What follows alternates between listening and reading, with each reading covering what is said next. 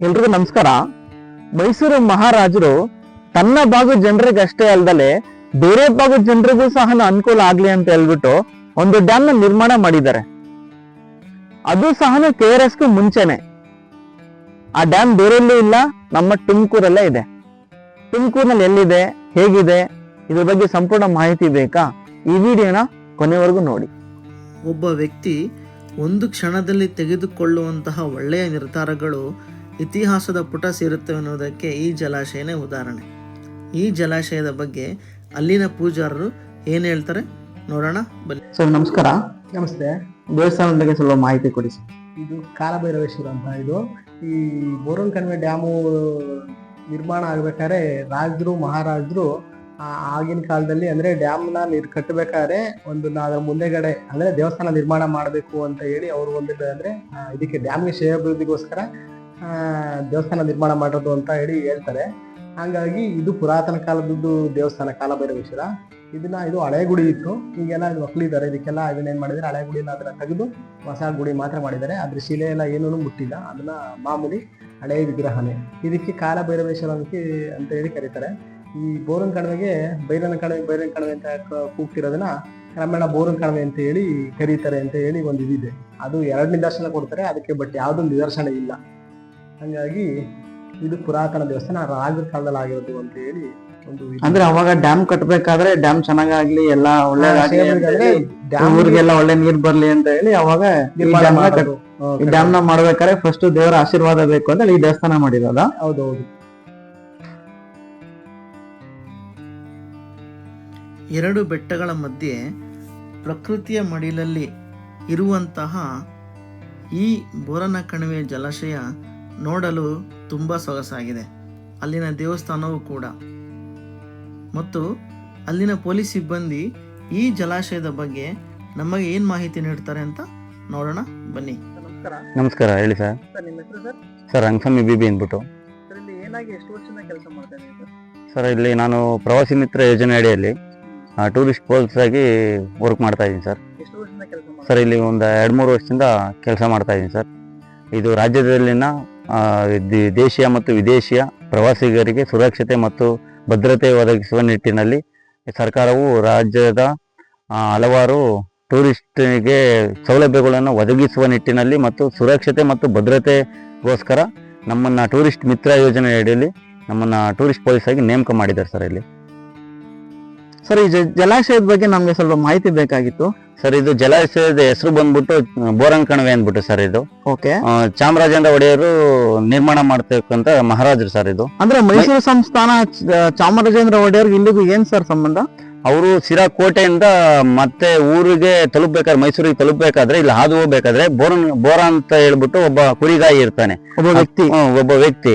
ಆ ವ್ಯಕ್ತಿ ಹೋಗಿ ನೀರಿನ ಹಾಹಾಕಾರ ಹಿಂಗಿಗೆ ಇದೆ ಅಂತ ಹೇಳಿ ರಾಜರ ಹತ್ರ ರಿಕ್ವೆಸ್ಟ್ ಮಾಡ್ಕೊಂಡು ಅಥವಾ ವಿನಂತಿ ಮಾಡ್ಕೊಂಡಕ್ಕೆ ಅವರು ಬಂದು ಇಲ್ಲಿ ಸ್ಥಳನ ವೀಕ್ಷಣೆ ಮಾಡ್ಬಿಟ್ಟು ಈ ಕಣಿವೆ 2 ಗುಡ್ಡಲ್ ತಪ್ಪಲಿನಲ್ಲಿ ಇರ್ತಕ್ಕಂಥ ಒಂದು ಕಟ್ಟಡ ನಿರ್ಮಾಣ ಮಾಡಿದ್ರೆ ನೀರಿಂದು ಇವ್ರಿಗೆಲ್ಲ ಬೇಗ ಏನಿರುತ್ತೋ, ಬರಗಾಲ ಏನಿರುತ್ತೋ ಬಗೆಹರಿಯುತ್ತೆ ಅನ್ನೋ ಉದ್ದೇಶಕ್ಕೆ ಅವತ್ತಿನ ಕಾಲದಲ್ಲಿ ಇದೊಂದು ಕಟ್ಟಡ ನಿರ್ಮಾಣ ಮಾಡಿರ್ತಾರೆ ಸರ್. ಇದು KRS ಮುಂಚೆ ಇದಾಗಿದೆ, ಇದಾದ್ಮೇಲೆ ಸರ್ ಇಲ್ಲ, KRS ಮುಂಚೆಗೆ ಇದಾಗಿರೋದು. ಹಾಗಾದ್ರೆ ಮೈಸೂರು ಸಂಸ್ಥಾನದ ಎಲ್ಲರೂ ವಿಶ್ವೇಶ್ವರಾಗ್ಲಿ ಬೇರೆಯವರಾಗ್ಲಿ ಎಲ್ಲರೂ ಇನ್ವಾಲ್ವ್ ಆಗಿದ್ದಾರೆ ಸರ್. ಆಗಿದ್ದಾರೆ. ಸುಮಾರು ಇಂಜಿನಿಯರ್ಸ್ಗಳು, ಒಂದು 3-4 ಇಂಜಿನಿಯರ್ಸ್ಗಳು ಇದು ಇನ್ವಾಲ್ವ್ ಆಗಿದ್ದಾರೆ ಸರ್. ಆಗಿದೆ ಸರ್. ಇದು ಕರ್ನಾಟಕ ಸರ್ಕಾರದಲ್ಲಿ ಪ್ರವಾಸೋದ್ಯಮ ಇಲಾಖೆ ಅಂಡರ್ ಬರುತ್ತಾ ಇದು? ಹೌದು ಸರ್. 1888ರಲ್ಲಿ ಕಟ್ಟಡ ನಿರ್ಮಾಣ ಆಗಿರ್ತದೆ ಸರ್. ಇದು 1892ರಲ್ಲಿ 4 ವರ್ಷ ಟೈಮ್ ತಗೊಂಡಿದೆ, ಕ್ಲೋಸ್ ಆಗಿರುತ್ತೆ ಸರ್. ಇದು ಅಂದ್ರೆ ಜಲಾಶಯ ನಿರ್ಮಾಣ ಮಾಡಕ್ ಸ್ಟಾರ್ಟ್ ಮಾಡಿ ಕ್ಲೋಸ್ ಮಾಡಕ್ಕೆ 4 ವರ್ಷ ತಗೊಂಡಿದೆ. ಅದರಲ್ಲಿ ಇದು 2,20,000 ಖರ್ಚಾಗಿದೆ ಸರ್. ಅದು ಸೊ ಈ ಜಲಾಶಯದ ಸುತ್ತಮುತ್ತ ಹಳ್ಳಿಗೆಲ್ಲ ನೀರೆಲ್ಲ ಇಲ್ಲಿಂದಲೇ ಹೋಗ್ತಾ ಇದೆ ಸರ್? ಹ್ಞೂ ಸರ್, ಒಂದು 16 ಹಳ್ಳಿಗೆ ಇಲ್ಲಿಂದಲೇ ಹೋಗ್ತಾ ಇದೆ. Okay sir. ಈ ಜಲಾಶಯ ಶಿರಾಯಿಂದ ಹುಳಿಯಾರು ಹೋಗುವ ಮಾರ್ಗದಲ್ಲಿ ಹೊಯ್ಸಳಕಟ್ಟೆ ಎಂಬುವ ಹಳ್ಳಿಯಲ್ಲಿದೆ. ಈ ಜಲಾಶಯದ ಬಗ್ಗೆ ಅಲ್ಲಿನ ಸ್ಥಳೀಕರು ಏನು ಹೇಳ್ತಾರೆ ಕೇಳೋಣ. ನಮಸ್ಕಾರ ಸರ್. ನನ್ನ ಹೆಸರು DS ಕೈಲಾಸಂ ಅಂತ. ಎಷ್ಟು ವರ್ಷದಿಂದ ಈ ಕಡೆ ನಾವು ಈ ನಮ್ಮ ಬೋರನ್ ಕಣಿವೆ ಏನಿದೆ ನೈಬರ್ಸೇನೆ. ನಮ್ದು ನೇಟಿವ್ ಪ್ಲೇಸ್ ದೊಡ್ಡಗುಣಿ ಅಂತ, ಗುಬ್ಬಿ ತಾಲೂಕು, ನಿಟ್ಟೂರು ಹೋಬಳಿ. ಈ ಬೋರನ್ ಕಣಿವೆ ಸುಮಾರು 50 ವರ್ಷದ ಹಳೆಯ ಒಂದು ನಮ್ಮ ಮಹಾರಾಜರ ಕಾಲದ ಡ್ಯಾಮ್ ಆಗಿದೆ. ಈಗ ಬೋರನ್ ಕಣಿವೆಗೆ ಹಿಂದೆ ಎಲ್ಲ ನ್ಯಾಚುರಲ್ ಆಗಿ ಮಳೆ ನೀರಿನಲ್ಲೇ ತುಂಬ್ಕೊಂತ ಇತ್ತು. ಈಗ ಹೇಮಾವತಿ ನೀರು ಕೂಡ ಕನೆಕ್ಟ್ ಆಗಿರೋದ್ರಿಂದ ಆಲ್ಮೋಸ್ಟ್ ಆಲ್ ಎಂತ ಬರಗಾಲ ಇದ್ರೂ ಅರ್ಧ ಕೆರೆ ನೀರು ಆಗುತ್ತೆ, ಅರ್ಧ ಡ್ಯಾಮ್ ಆಗುತ್ತೆ. ಈ ಬೋರನ್ ಕಣಿವೆಯಲ್ಲಿ ನೀರಿದ್ರೆ ನಮ್ಮ ತಂದೆಯವರು ನಮ್ಮ ತಾತ ಅವರು ಹೇಳ್ತಾ ಇದ್ರು, ಬೋರನ್ ಕಣಿವೆಯಲ್ಲಿ ನೀರಿದ್ರೆ ಸಂಪಿಗೆವರೆಗೂ ಇದರ ಸೀಪೇಜ್ ಅಂದ್ರೆ ಕೆರೆಗಳಲ್ಲಿ ಬಾವಿಗಳಲ್ಲಿ ನೀರಿರೋದಂತೆ. ಅಂದ್ರೆ ಅಷ್ಟು ಒಂದು ವಾಟರ್ ಸೋರ್ಸ್ ಈ ಬೋರನ್ ಕಣಿವೆ. ಸಂಪಿಗೆ ಅಂದ್ರೆ ತುರುವೇಕೆರೆ ತಾಲೂಕು ಸಂಪಿಗೆ ಅಂತ ಒಂದು ಊರು ಬರುತ್ತೆ. ಇಲ್ಲಿಂದ ಸುಮಾರು 25ರಿಂದ 30 ಕಿಲೋಮೀಟರ್ ಆಗುತ್ತದು. ಅಂದ್ರೆ ಇದು ನ್ಯಾಚುರಲ್ ವ್ಯಾಲಿ ಏನಿದೆಯಲ್ಲ ಭೂಮಿ ಒಳಗಡೆ, ಈ ಬೋರನ್ ಕಣಿವೆಗೆ ನ್ಯಾಚುರಲ್ ವ್ಯಾಲಿ ಬಂದು ಟುವರ್ಡ್ಸ್ ಉತ್ತರದಿಂದ ದಕ್ಷಿಣಕ್ಕಿದೆ. ಇದು ಉತ್ತರದಿಂದ ದಕ್ಷಿಣಕ್ಕೆ ಯಾವಾಗ್ಲೂ ಆಕ್ಚುಲಿ ನ್ಯಾಚುರಲ್ ವ್ಯಾಲಿಗಳು ಆ ತರನೇ ಇರುತ್ತೆ. ಭೂಮಿ ಒಳಗಡೆ ನ್ಯಾಚುರಲ್ ಅಲ್ಲಿ ಉತ್ತರದಿಂದ ದಕ್ಷಿಣಕ್ಕೆ ಇರೋದ್ರಿಂದ ಇದು ಅಪ್ ಟು ತುರುವೇಕೆರೆ ತಾಲೂಕು ಸಂಪಿಗೆವರೆಗೂ ಇದರ ಒಂದು ಸೀಪೇಜ್ ಇದೆ ಅಂತೆ. ಹೇಗೆ ಅಂದ್ರೆ ಈ ಬಾವಿ ತೆಗೆದ್ರೆ ಬೋರ್ ಹಾಕ್ಸಿದ್ರೆ ನಾವು ಇಲ್ಲಿ ಬೋರನ್ ಕಣಿವೆಯಲ್ಲಿ ನೀರಿದ್ರೆ 100 ಅಡಿಗೆಲ್ಲ ನಮ್ಮ ಸಂಪಿಗೆ, ದೊಡ್ಡಗುಣಿ ಮತ್ತೆ ಶಿವಸಂದ್ರ ಆ ಭಾಗದಲ್ಲಿ ಸಮೃದ್ಧಿಯಾಗಿ ನೀರಿರುತ್ತೆ. ಆಮೇಲೆ ಇದು ಕೋಡಿ ಬಿದ್ರೆ ಇದರಿಂದ ಬೋರನ್ ಕಣಿವೆಯಿಂದ ಮಾರಿ ಕಣಿವೆಗೆ ನೀರು ಹೋಗಿ ಅಲ್ಲಿಂದ ಹೋಗಿ ಇದು ತುಂಗಭದ್ರಾ ನದಿ ಅಟ್ಯಾಚ್ ಆಗಿ ಆಂಧ್ರದ ನಾಗಾರ್ಜುನ ಡ್ಯಾಮಿಗೆ ಸೇರ್ಕೊಂಡು ಅಲ್ಲಿಂದ ಸಮುದ್ರ ಸೇರುತ್ತೆ. ಈಗ ನಮ್ಗೆ ಏನ್ಸುತ್ತೆ, ಬೋರನ್ ಕಣಿವೆ ಇಲ್ಲಿದೆ, ಮಾರಿ ಕಣಿವೆ ಬಂದು ಹೊಸದೂರು ಇದ್ರಲ್ಲಿದೆ, ಹೇಗೆ ಅನ್ಸುತ್ತೆ. ಇದು ಹೇಗೆ ಅಂದ್ರೆ ಆ ನ್ಯಾಚುರಲ್ ವ್ಯಾಲಿ ಬಂದ್ಬಿಟ್ಟು ಟರ್ನ್ ಆಗಿ ಹೋಗಿ ನಮ್ಮ ಮಾರಿ ಕಣಿವೆ ಬೋರನ್ ಕಣಿವೆಗೆ ಬಿದ್ದು ಅಲ್ಲಿಂದ ತುಂಗಭದ್ರಾ ನದಿಗೆ ಜಾಯಿನ್ ಆಗಿ ಆಂಧ್ರ ಪ್ರದೇಶದ ಶ್ರೀಶೈಲದಲ್ಲಿರೋ ನಾಗಾರ್ಜುನ ಡ್ಯಾಮಿಗೆ ಬಿದ್ದು ಅಲ್ಲಿಂದ ಸಮುದ್ರ ಸೇರುತ್ತಿದ್ದು. ಇದರ ಇತಿಹಾಸ ಆ ತರ ಇದೆ.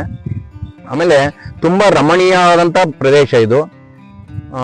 ಹಿಂದೆ ನೋಡಿ ನಮ್ಮ ರಾಜರ ಕಾಲದಲ್ಲಿ 2 ಗುಡ್ಡಗಳನ್ನ ಒಂದು ಇದನ್ನ ಮಾಡ್ಕೊಂಡು ಮಧ್ಯದಲ್ಲಿ ಇಲ್ಲಿ ಸ್ಟೋರೇಜ್ ಮಾಡಿ ಸುಮಾರು ಸುತ್ತ ಒಂದು 50ರಿಂದ 60 ಹಳ್ಳಿಗೆ ಇದರಿಂದ ತುಂಬಾ ಅನುಕೂಲ ಆಗಿದೆ. ಯಾಕೆಂದ್ರೆ ಭೂಮಿನಲ್ಲಿ ವಾಟರ್ ಲೆವೆಲ್ ಮೇಲಕ್ಕೆ ಬಂದಿದೆ, ಅಂತರ್ಜಲ ಜಾಸ್ತಿ ಆಗಿದೆ.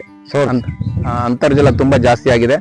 ಜೊತೆಗೆ ಈ ಭಾಗದ ಒಂದು ಜನಗಳಿಗೆ ಇದೊಂದು ಜೀವನಾಡಿ ಅಂತಲೇ ನಾವು ಹೇಳ್ಬೋದು.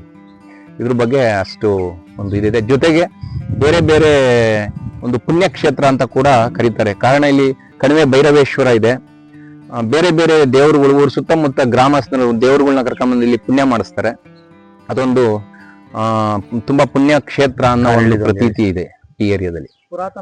ಪುರಾತನ ಇದು ಕಣಿವೆ ಭೈರವ ಯಾವಾಗ ನಮ್ಮ ಡ್ಯಾಮ್ ಆಗಕ್ ಮುಂಚೆನೆ ಡ್ಯಾಮ್ನೊಳಗಡೆ ಮುಳುಗಡೆ ಆದಾಗ ಇಲ್ಲಿ ಕಣಿವೆಯನ್ನ ಒಂದು ಊರಿದ್ದು, ಆ ಡ್ಯಾಮ್ ಮುಳುಗಡೆ ಆದಾಗ ದೇವಸ್ಥಾನನ ಇಲ್ಲಿ ಶಿಫ್ಟ್ ಮಾಡಿ ಆ ಕಾಲದಲ್ಲಿ ನಮ್ಮ ಪೂರ್ವಜರು ಅದನ್ನ ಪೂಜೆ ಮಾಡಕ್ ಅನುವು ಮಾಡಿಕೊಟ್ಟಿದ್ದಾರೆ.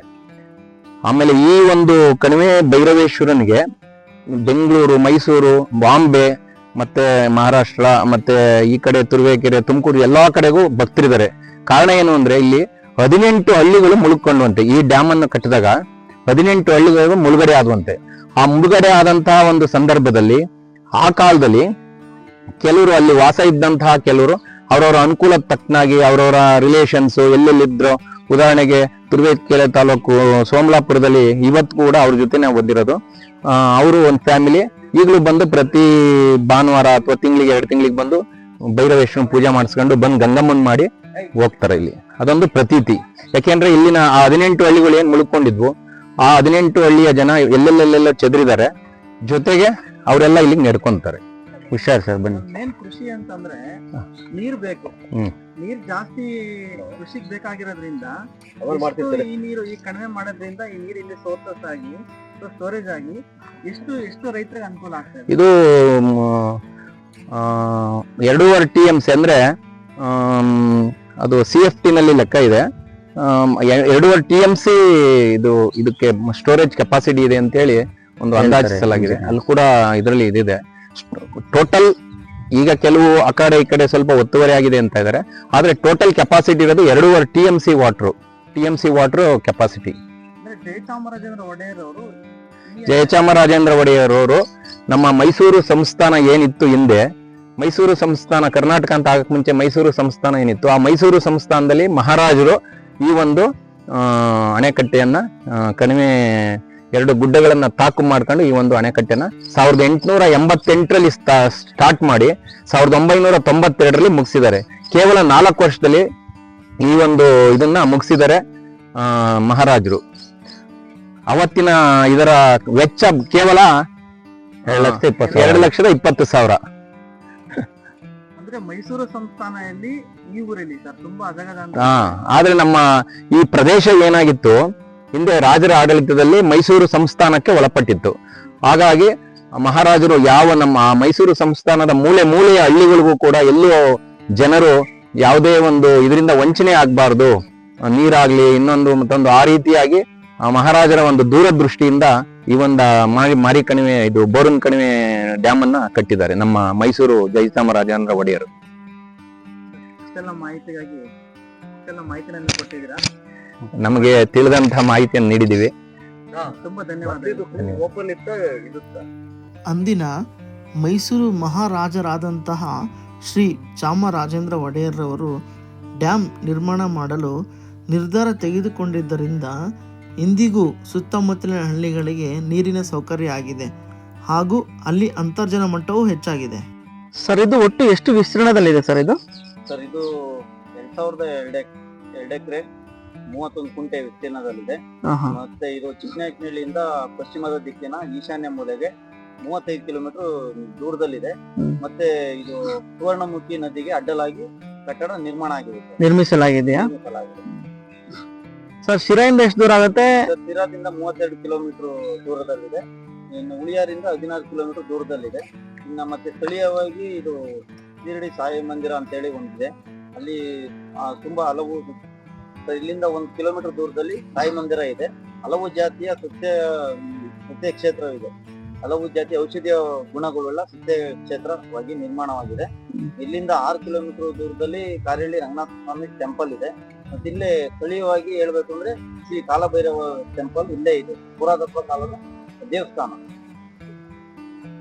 ಪುರಾತನ ದೇವಸ್ಥಾನ ಇದೆ. ಹೌದು ಸರ್ ಇಲ್ಲಿ ಶಿರಾದಿಂದ ಎಷ್ಟು ದೂರ ಆಗುತ್ತೆ, ಉಳಿಯಾರಿಂದ ಎಷ್ಟು ದೂರ ಆಗುತ್ತೆ? ಶಿರಾದಿಂದ ಇಲ್ಲಿಂದ 32 ಕಿಲೋಮೀಟರ್ ಆಗುತ್ತೆ ಶಿರಾದಿಂದ. ಇನ್ನು ಉಳಿಯಾರಿಂದ ಬಂದ್ರೆ 16 ಕಿಲೋಮೀಟರ್ ದೂರದಲ್ಲಿದೆ. ಸರ್ ಇಷ್ಟೆಲ್ಲ ನಿಮ್ಮ ಕೆಲಸದ ಒತ್ತಡದ ನಡುವೆಯೂ ನಮ್ಗೆ ಇಷ್ಟೆಲ್ಲ ಟೈಮ್ ಕೊಟ್ಟು ಮಾಹಿತಿ ನೀಡಿದ್ದೀರಾ. ತುಂಬಾ ಧನ್ಯವಾದಗಳು, ತುಂಬಾ thank you sir. Thank you. ಈ ಜಲಾಶಯದಿಂದ ಸುತ್ತಮುತ್ತಲಿನ ಎಷ್ಟೋ ಹಳ್ಳಿಗಳಿಗೆ ತುಂಬ ಉಪಕಾರಿಯಾಗಿದೆ. ಸೊ ಗೈಸ್, ಇಷ್ಟೊತ್ತು ನೋಡಿದ್ರಲ್ಲ, ಆದಷ್ಟು ಸಂಪೂರ್ಣ ಮಾಹಿತಿಯನ್ನು ನೀಡಿದ್ದೇನೆ. ವಿಡಿಯೋ ಇಷ್ಟ ಆದಲ್ಲಿ ಲೈಕ್ ಮಾಡಿ, ಕಮೆಂಟ್ ಮಾಡಿ, ಶೇರ್ ಮಾಡಿ, ಸಬ್ಸ್ಕ್ರೈಬ್ ಮಾಡೋದನ್ನು ಮರಿಲೇಬೇಡಿ. ವಿಡಿಯೋ ನೋಡಿದ್ದಕ್ಕೆ ಧನ್ಯವಾದಗಳು. Thank you. ಬಾಯ್.